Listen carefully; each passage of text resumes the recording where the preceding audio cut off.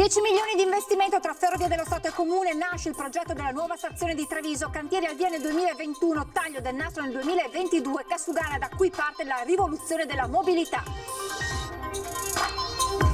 Il governo cancella i decreti Salvini, torna il percorso dell'accoglienza diffusa per i migranti. Il sindaco di Treviso, abbiamo già dato, il sottosegretario Variati, i sindaci contrari si tolgono il cappello da leghisti.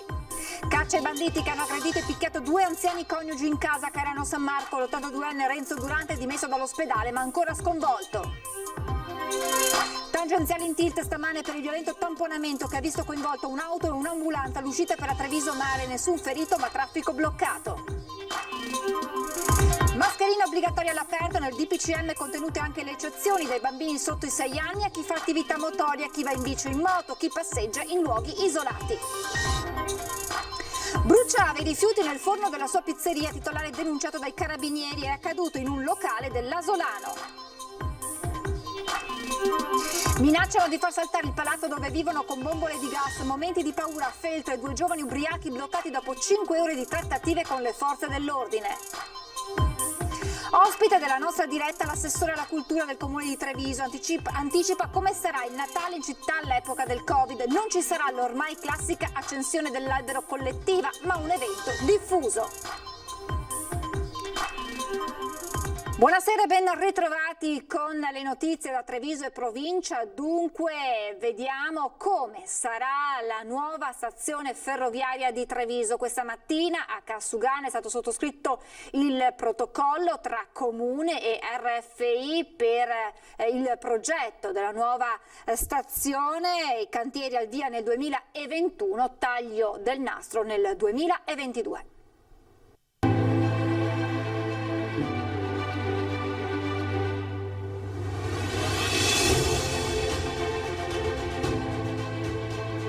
Ecco come sarà la nuova stazione ferroviaria di Treviso quando il progetto, per ora solo sulla carta, diventerà realtà.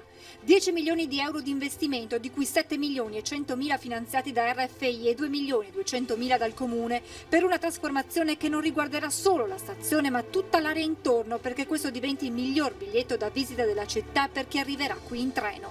Inizia così la rivoluzione della mobilità, ha detto vice sindaco De Checchi. Oggi è veramente il primo passo di un grande cambiamento epocale sulla mobilità. Se vogliamo togliere auto dalle strade dobbiamo investire nel trasporto pubblico. Trasporto pubblico significa naturalmente gomma, autobus, corriere, ma significa anche molto treni e biciclette. L'intervento non riguarderà solo la parte interna ma anche quella che guarda la città, perché la stazione diventi un luogo di vita integrato con il resto del centro cittadino. Sono interventi che sono sia sul fabbricato viaggiatori sia sulle aree esterne. L'obiettivo è riqualificare la stazione e renderla un nodo di trasporto intermodale e un polo di servizi. Valorizza le 2 dimensioni della stazione, quella di essere un nodo trasportistico, in genere in una città come Treviso il principale nodo trasportistico, e un polo di servizi, perché le stazioni sono in genere in posizione molto centrale nelle città. Nuove aree verdi, riorganizzazione degli accessi alla stazione e al parcheggio, ampliamento dell'area pedonale,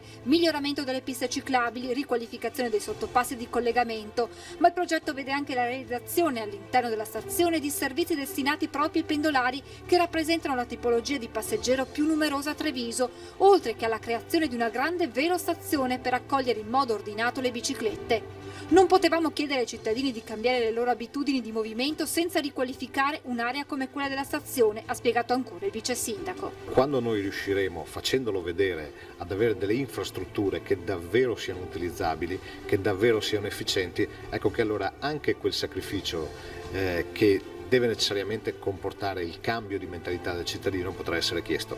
Entro il 2020 verrà ultimato il progetto, che nel 2021 sarà cantierato per vedere la luce nel corso dell'anno successivo.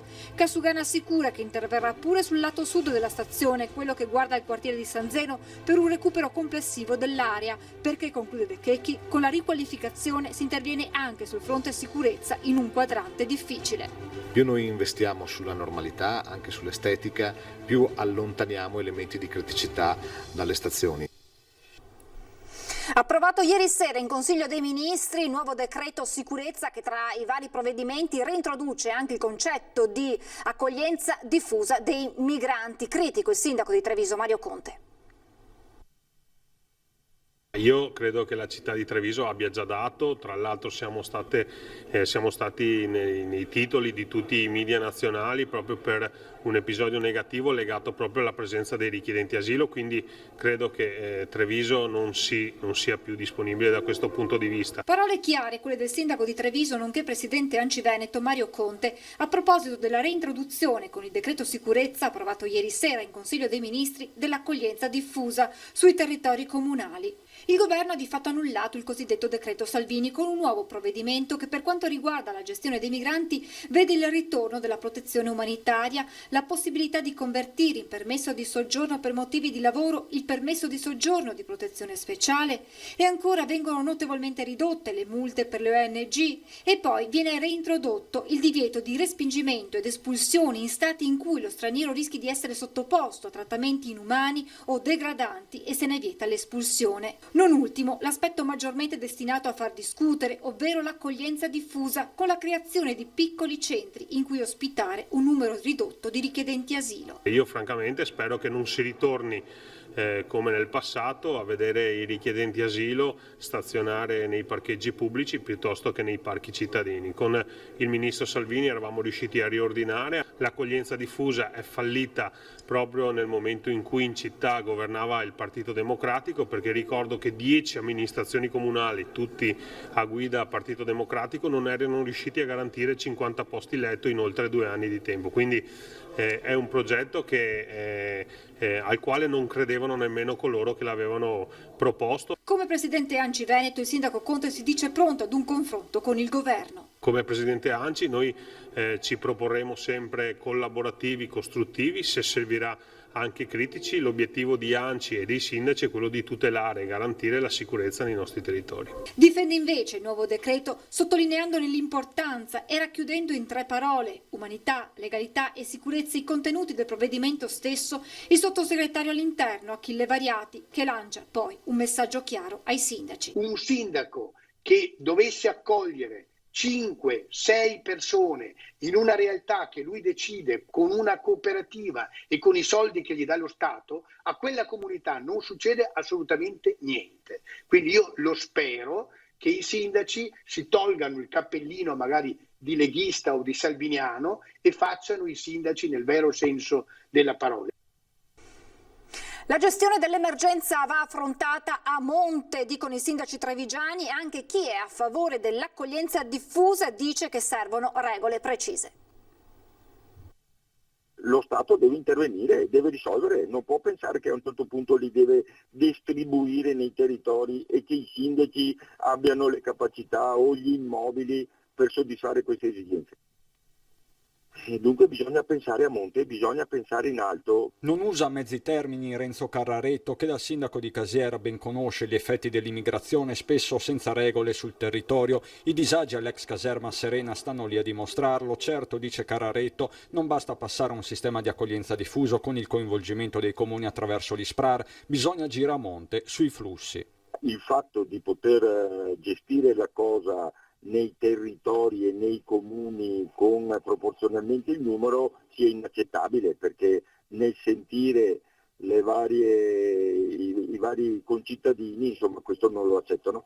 Ma le posizioni dei sindaci, al di là dell'appartenenza politica e dei toni abbastanza simile, sbagliato scaricare sui comuni se non c'è una gestione più complessiva del fenomeno che non può prescindere da governo ed Europa. Che siano dei ghetti come sono state le caserme, o che siano dei, diciamo così, ghetti diffusi, quando di fatto non c'è un'idea di come queste persone debbano essere gestite, di quale percorso queste persone debbano fare e soprattutto se per una volta l'Europa si dimostrasse davvero Europa. Favorevole all'accoglienza diffusa il sindaco di Silea, ma anche qui si pretende una visione che finora non c'è stata. Sì all'accoglienza diffusa, ma quando c'è un'organizzazione preventiva dietro. E no assolutamente alle concentrazioni, modello Serena, modello Zanussi, che creano solamente davvero un malessere nel territorio e un'impossibilità ad integrare queste persone. E proprio su questo chiediamo oggi la vostra opinione per il sondaggio che vi proponiamo. Il quesito al quale vi chiediamo di rispondere è: migranti, torna l'accoglienza diffusa, è giusto? Se la vostra risposta è sì, il numero da comporre è quello in verde 0422 1626 691. Se invece per voi la risposta è no, il numero da fare è lo 0422 1626 690. La telefonata è gratuita ed è sufficiente fare uno squillo perché venga automaticamente registrata la vostra risposta. L'esito del sondaggio questa sera nel corso di Ring in onda dalle 21:15. Si doveva fare di più, non è soddisfatto del decreto il professore Antonio Silvio Calò, docente del liceo Canova, che ospitò un gruppo di migranti in casa sua lanciando un modello che per ora non ha ancora trovato seguiti. Sentiamo le sue parole. Dalle prime notizie che abbiamo, purtroppo io sono dell'avviso che si poteva osare di più, a mio avviso, soprattutto sull'impianto generale, no? Cioè sull'approccio, nel vedere in queste persone non un pericolo, non un ostacolo, ma addirittura paradossalmente, come voi sapete dalla mia esperienza, una risorsa per certi versi. L'impianto rimane ancora securitario, cioè tutto sul tema della sicurezza e della paura. E certamente si stanno aprendo, ecco, diciamo che è un primo passo, diciamoci la sincerità, può essere un primo passo, è una lettura benevola la mia, è un primo passo verso un impianto, appunto, mi auguro, diverso. Non la vedo questa grande accoglienza diffusa, soprattutto perché si parte da questi centri ancora che rimangono, e questi centri di accoglienza che dovranno smistare, non smistare. L'accoglienza diffusa può partire fin dall'inizio, e come abbiamo dimostrato anche noi. Dobbiamo, tra virgolette, lo dico con rammarico, accontentarci per adesso, però non possiamo pensare che questa è la soluzione, questo è il modo di procedere nei confronti di questa problematica storica complessa, certamente, ma che noi abbiamo avuto tutto il tempo in questi anni di poter improntare, cioè di creare un impianto in ordine al tema dell'accoglienza e dell'accoglienza vera, cioè quella diffusa, completamente diverso. Una notizia di politica: è arrivata l'ufficialità. La Corte d'Appello di Venezia ha proclamato il Presidente della Giunta e i consiglieri regionali, e c'è una clamorosa novità: il ritorno del Movimento 5 Stelle con la clodiense Erika Baldin, eccola nelle immagini, che prende il posto di Roberta Vianello della lista Zaia. Nel Trevigiano confermata l'esclusione di Stefano Busolin della lista Zaia a favore del castellano Nazareno Gerolimetto, anche lui della lista Zaia. Nel Veronese entra Alessandra Sponda al posto di Filippo Rando, entrambi della lista Zaia. Ora il presidente uscente dovrà procedere alla convocazione del Consiglio regionale entro il 16 di ottobre. Nelle giornate di giovedì 8 e venerdì 9 ottobre verranno effettuate le procedure di accreditamento dei consiglieri eletti. Siamo alla cronaca per tornare a parlare della brutale aggressione alla coppia di anziani di Carano San Marco e caccia ai 2 malviventi.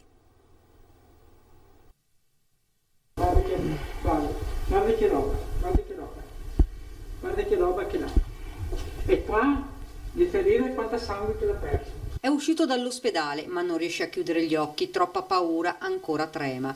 Renzo Durante, 82 anni, è stato colpito alla testa con un oggetto contundente, malmenato e strattonato da 2 malviventi che si sono introdotti nella notte nella sua abitazione. Quanta paura? Tanta. Non stavo più in piedi. Nella sua mente impressi quei drammatici minuti, quando ha sorpreso i malviventi all'interno della camera da letto dove stava dormendo con la moglie Giuliana, 81 anni. Hanno iniziato a dormire, in un certo momento mi sveglio, mi li vedo davanti, mi hanno preso come un gatto, proprio un disastro. L'hanno subito colpita? Dopo poco col martello un colpito, dopo poco un altro colpo, e il terzo sono riuscito a fermarlo, altrimenti mi davano un colpo e restavo là. Mi hanno preso il braccio dell'orologio e hanno fatto di tutto di più. È caccia ai malviventi che dopo aver portato via un Rolex e qualche centinaio di euro si sono dileguati. Sotto il letto dei coniugi sono state trovate delle fascette da elettricista. Cosa volevano fare i banditi? Legare i 2 anziani? Le indagini dei carabinieri stanno cercando di capire anche questo. E ora qua sul letto, dormire là e lui qua e io avanti, entrare qua. Non vi dice quanta paura che c'è, vedo tutti imbavagliati, solo gli occhi, tutta nera, e cappuccio, tutto e basta. Io non a parlare una parola. Mi non sentia parlare, mi guardava di salvare lui. Io ho rimesso un colpo in camicia a testa che mi fa male qua e un colpo sulla spalla che mi uso di allontanarmi da lui. È stata lei, Giuliana, a prendere il marito, caricarlo in macchina e andare in ospedale. Sotto shock anche il figlio della coppia. Guardi, io non ho parole, guardi, sono stati grandi. Perché 80 anni fare così una cosa sono stati grandissimi, perché veramente trovarsi in una situazione così e partire mia mamma, portarlo in ospedale alle mezzanotte e mezza, ragazzi, solo a pensarci, non so neanche quanta gente, quante persone riesce a fare una cosa del genere. Lei ha detto una cosa, siamo vivi per miracolo. Sì, siamo miracolati. Tangenziale in tilt stamane per il violento tamponamento che ha visto coinvolte un'auto e un'ambulanza all'uscita della direzione per la Treviso Mare in direzione Silea. Allo schianto alle 9 l'ambulanza in emergenza si è sfilata sulla corsia di sorpasso quando il conducente di una Peugeot, non accortosi forse della sirena, si è spostato sulla corsia di sinistra venendo centrato dall'ambulanza. Nell'urto il veicolo è stato sbalzato contro la barriera di protezione. Fortunatamente non ci sono stati feriti, ma il traffico è rimasto bloccato fino alla rimozione dei mezzi. Mascherine obbligatorie all'aperto nel DPCM che verrà firmato domani, pronte però anche alcune eccezioni all'utilizzo dei dispositivi di protezione. Noi nel DPCM che ci accingiamo ad adottare valutiamo l'estensione dell'obbligo dell'utilizzo delle mascherine anche all'aperto.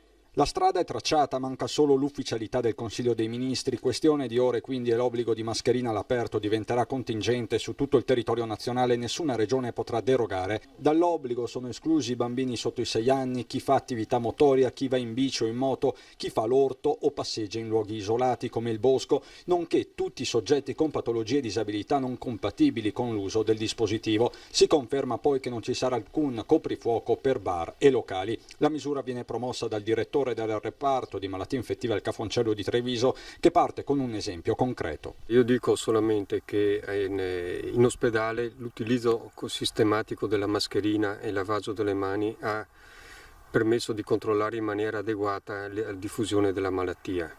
Basti pensare che a malattie infettive, dove abbiamo un concentramento al maggior numero di persone con questa malattia qui, l'uso sistematico della mascherina e anche il lavaggio delle mani ha permesso di non avere nessun operatore sanitario che è diventato positivo al virus. E se le mascherine fanno la differenza in tema di prevenzione, passi in avanti si sono fatti sul fronte della cura. Pazienti che prima venivano considerati trasferibili in terapie subintensive o anche in rianimazione, adesso con i mezzi che abbiamo a disposizione, per esempio le metodiche di ossigenoterapia ad alti flussi, farmaci nuovi, ci permette di controllare in maniera molto più agevole rispetto a quello che succedeva in passato. Venendo ai numeri, la situazione al reparto di malattie infettive di Treviso non desta al momento preoccupazione. Nelle ultime settimane il numero di pazienti degenti è rimasto costante dai 10 ai 15, per cui voglio dire ci sono quelli che si ricoverano circa 2-3 al giorno e quelli che poi anche dimettiamo, trasferiamo in altri reparti, per cui la situazione mi pare in quest'ultimo mese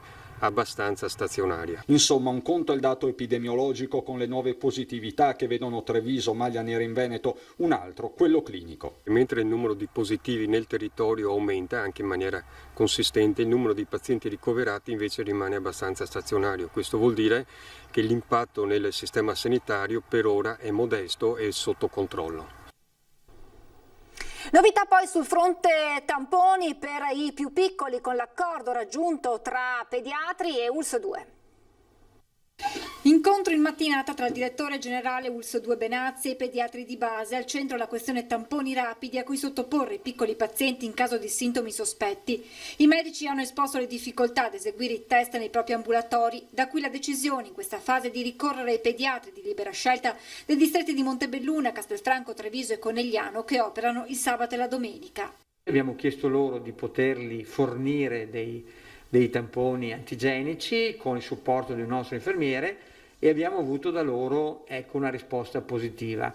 L'avvio del servizio è previsto per il 15-16 ottobre, questo anche con l'obiettivo di alleggerire gli accessi ai Covid Point della Marca. Intanto il 12 ottobre prenderà il via la campagna di vaccinazione anti-influenzale. L'ULSS 2 nei prossimi giorni distribuirà ai medici di medicina generale le circa 210.000 dosi di vaccino a disposizione. Fondamentale la collaborazione dei comuni che hanno messo a disposizione le strutture, personale di protezione civile e la sanificazione dei locali. Partiranno i medici di famiglia con le vaccinazioni per gli ultra 65enni. E a seguire saremo noi che faremo i 60-64 anni, i pediatri che sono a disposizione, sono disponibili a fare anche loro le vaccinazioni in luoghi che saranno dati, che non sono ovviamente i loro ambulatori.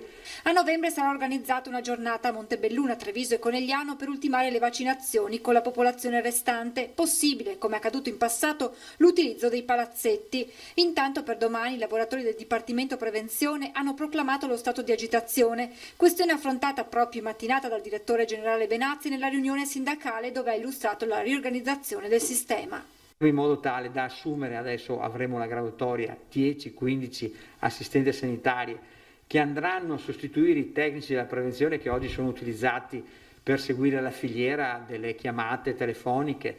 Questa organizzazione, sottolinea Benazzi, è stata fatta in una situazione emergenziale. Lo ha fatto in un momento di estrema criticità, dove dovevamo in prima di tutto rispondere ai cittadini, perché noi siamo qui per rispondere alla gente. Nel giro di una settimana risolviamo il problema, per cui cerchiamo di collaborare, di lavorare insieme, perché tutti siamo pagati, tutti, dai cittadini per lavorare a disposizione dei cittadini.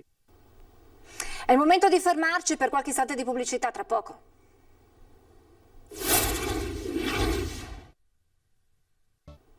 Rieccoci in diretta con la cronaca. Da tempo i carabinieri di Valdobbiadene tenevano sotto osservazione due studenti 19enni che si recavano frequentemente in una zona boschiva del comune. I militari dell'Arma insospettiti hanno controllato l'area trovando una vera e propria piantagione di marijuana. Complessivamente i carabinieri hanno sequestrato 26 piantine. In una successiva perquisizione nelle abitazioni dei due ragazzi sono stati trovati 125 grammi di sostanza stupefacente, un bilancino di precisione, semi di canapa e un manuale per la coltivazione della marijuana. I due giovani sono stati denunciati. Bruciava rifiuti nel forno della sua pizzeria, titolare denunciato dai carabinieri, è accaduto in un locale dell'Asolano. Aveva pensato bene di smaltire rifiuti, plastica, vetro e materiale ferroso bruciandoli nel forno delle pizze. Sono stati i cittadini, stanchi degli odori sgradevoli, che fuoriuscivano dal locale ad allertare le forze dell'ordine. Sul posto sono intervenuti i carabinieri di Castelfranco con gli uomini del nucleo NAS di Treviso. Quando sono entrati i militari hanno trovato il titolare mentre stava utilizzando il forno come una sorta di inceneritore. L'uomo è stato denunciato per combustione illecita di rifiuti. Non solo, ma durante un successivo controllo all'interno della cucina della pizzeria, i militari del nucleo antisofisticazioni hanno scoperto altre anomalie, in particolare la cattiva conservazione di alcune derrate alimentari, tra cui pesce e carne, alcuni preparati come sughi ed altro cibo, per un valore complessivo di circa 1.500 euro. I carabinieri hanno sequestrato in tutto ben 180 kg di prodotti, alcuni dei quali saranno ora sottoposti ad analisi. Il titolare del locale, che si trova in una zona asolana, oltre alla denuncia rischia anche una multa salata. Voltiamo pagina. Oggi ospite della nostra diretta l'assessore alla cultura del comune di Treviso, che ha anticipato come sarà il Natale in città in epoca Covid. Non ci sarà l'ormai classica accensione dell'albero per evitare aggregazioni, ma qualcosa di diverso, ma altrettanto giusto per festeggiare il Natale. Vediamo. Chiaro che non potremo avere un evento di piazza come l'Accensione, che ormai era diventato un evento molto sentito a Treviso, ma faremo un'accensione diffusa. Il Covid cambia il Natale, ma non il clima della festa che il comune di Treviso ha intenzione di difendere con ogni mezzo, anche per supportare il commercio in tempi duri e incerti. Ecco quindi che l'Accensione in Piazza dei Signori, sempre molto affollata, sarà sostituita da un evento spalmato su diversi luoghi della città. Sarà un'accensione in più piazze, quindi probabilmente resteremo fedeli alla data dell'8 dicembre, ma ovviamente magari saremo più misteriosi sull'orario, quindi un flash mob che prenderà tutto il centro e ci sarà questa accensione con musica e intrattenimento diffuso. Restano comunque i punti fermi della tradizione in centro. Voglio rassicurare poi, perché mi chiedono, ma ci sarà la loggia, ci sarà l'ascensore, ci sarà l'albero, ci sarà la loggia incantata, ci sarà animazione, insomma senza creare aggregazione. È il momento di aprire la nostra pagina con le notizie da Belluno e provincia.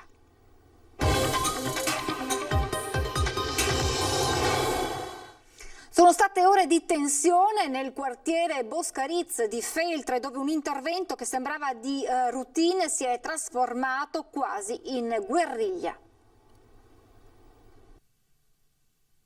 Ci siamo trovati di fronte a due soggetti esagitati, barricati in un garage, che minacciavano di far esplodere un palazzo con del gas, che in effetti poi non abbiamo trovato. Siamo riusciti dopo diverse ore di trattative a mettere in sicurezza la situazione, sostanzialmente arrestandoli e bloccandoli. Sono le 19:35 quando al comando di Feltre arriva la telefonata di una donna. Dice che l'ex compagno si è presentato alla sua porta minacciando di buttare giù tutto. Quando i militari arrivano sul posto, l'uomo trentenne con un amico 27enne si barrica nel garage delle pertinenze del condominio. Qui va in scena il delirio. I due, pesantemente alterati dall'alcol e forse da qualche farmaco, cominciano a minacciare i carabinieri dicendosi pronti a far esplodere delle bombole del gas. Nel frattempo arrivano i vigili del fuoco e da Belluno il negoziatore. A Feltre si portano anche gli uomini del 4° battaglione Veneto Venezia Mestre. Viene evacuato l'appartamento sopra il garage e la trattativa va avanti per ore. I due estraggono anche una pesante balestra dalla quale viene scoccato addirittura un dardo. Poi rivolgono ai militari una pistola, solo poi si scoprirà che è ad aria compressa. I carabinieri guidati dal comandante Innelli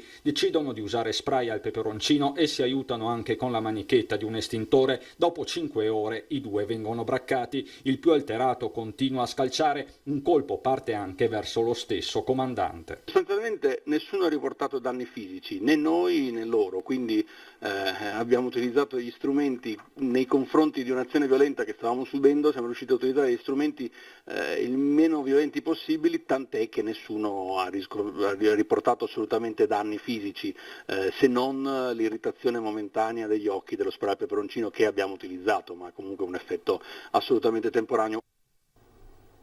Parliamo di trasporto pubblico locale, continua a preoccupare la situazione di Dolomitibus, dove mancano l'appello tanti passeggeri. Un piano di monitoraggio invece è previsto per il trasporto scolastico dei comuni.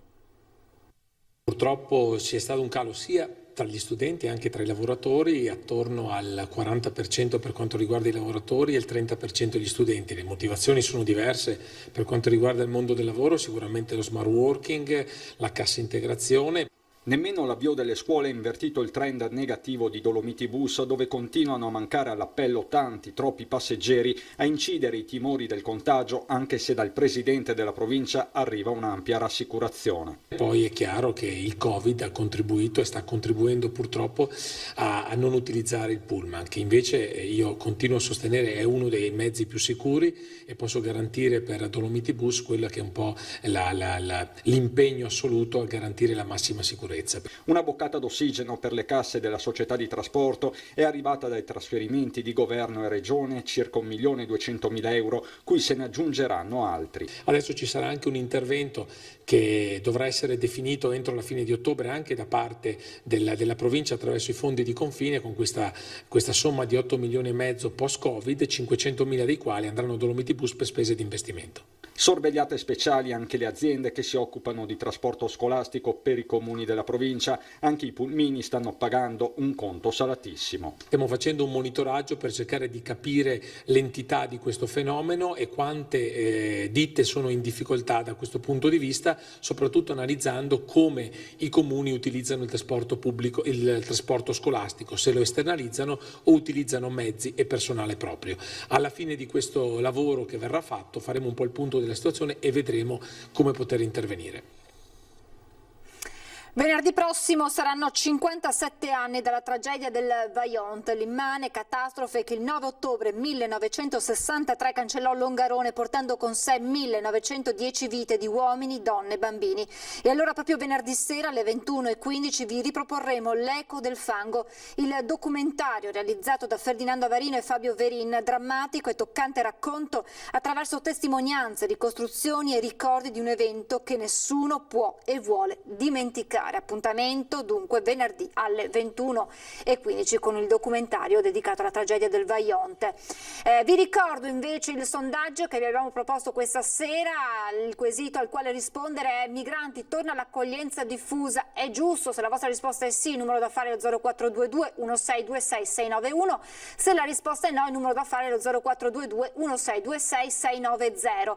L'esito del sondaggio questa sera nel corso di Ring in diretta a partire dalle 21:15 su Antenna 3, in studio ospiti Arturo Lorenzoni di Veneto che vogliamo, Gianangelo Boff della Lega, il ristoratore Lorenzo Buoso e poi Erika Baldini del Movimento 5 Stelle, Berardino Cordone, segretario COISP Treviso, Renzo Carraretto, sindaco di Casiere e poi il noto virologo, il professor Giorgio Palù. Appuntamento dunque alle 21:15 con Ring. Per questa edizione è tutto, vi lascio le previsioni del tempo, grazie per averci seguito e buona serata.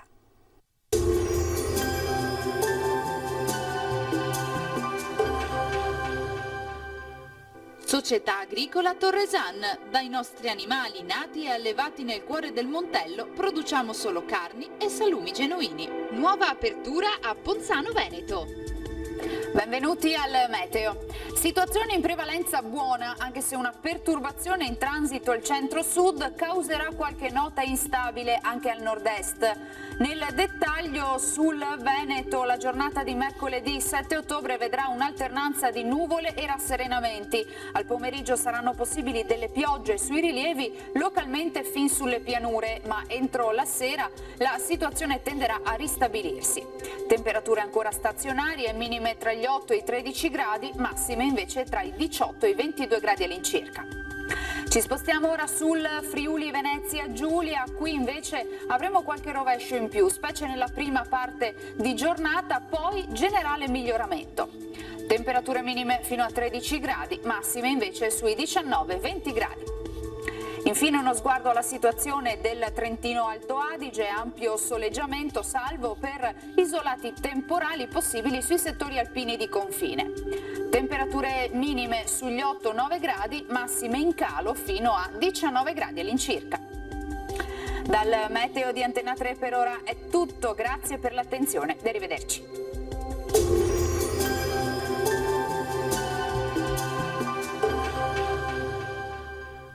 Società Agricola Torresan. Dai nostri animali nati e allevati nel cuore del Montello produciamo solo carni e salumi genuini. Nuova apertura a Ponzano Veneto.